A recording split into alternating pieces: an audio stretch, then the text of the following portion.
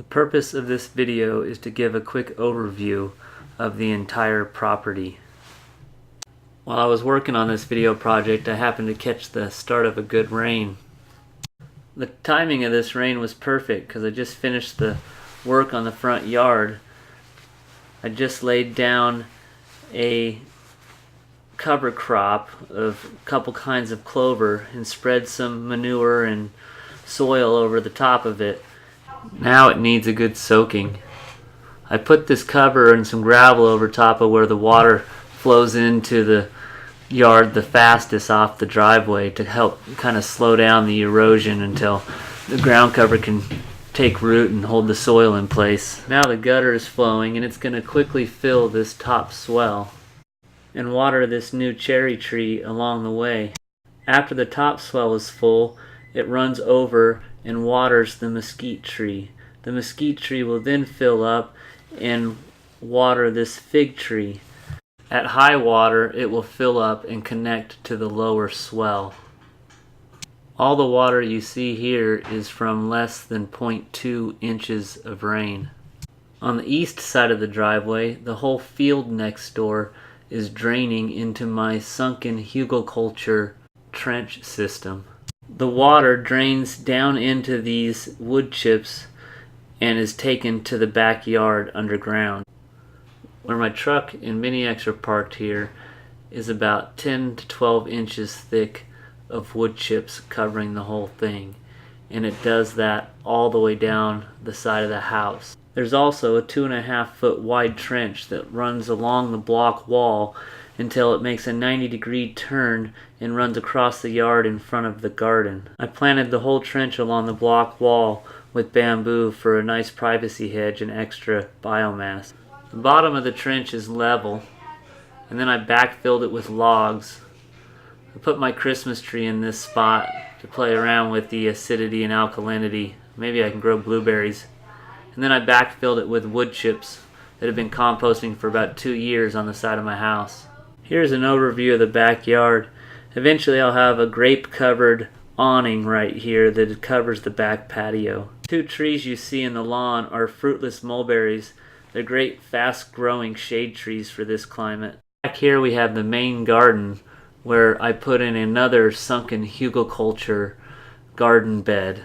I dug about 2 feet down and I backfilled with a whole bunch of logs and branches, and then I backfilled with some native soil and then topped that off with about 1.5 feet of good broken down wood chips that have been breaking down on the side of my house for about 2 years as well.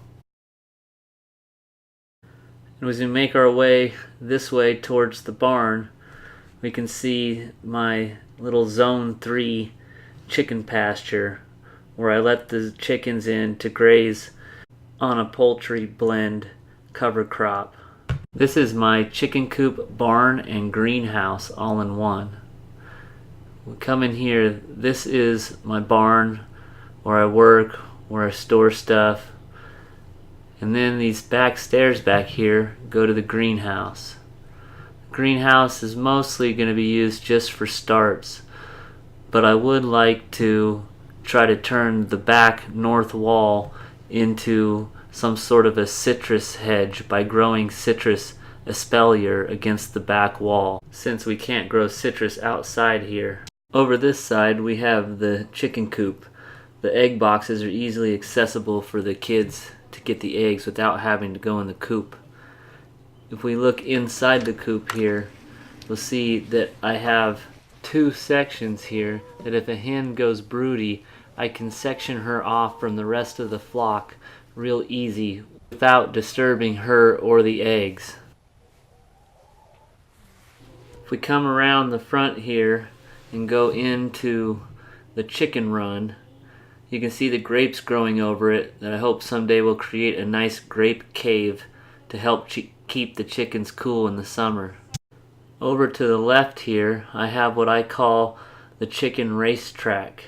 I can close it off with this fence or leave it open to give the chickens access to the back fence line between my property and the fields in the back. The chickens do a really nice job at keeping the weeds from coming in from the fields behind me. They keep the whole fence line clean all the way, maintaining this edge for me.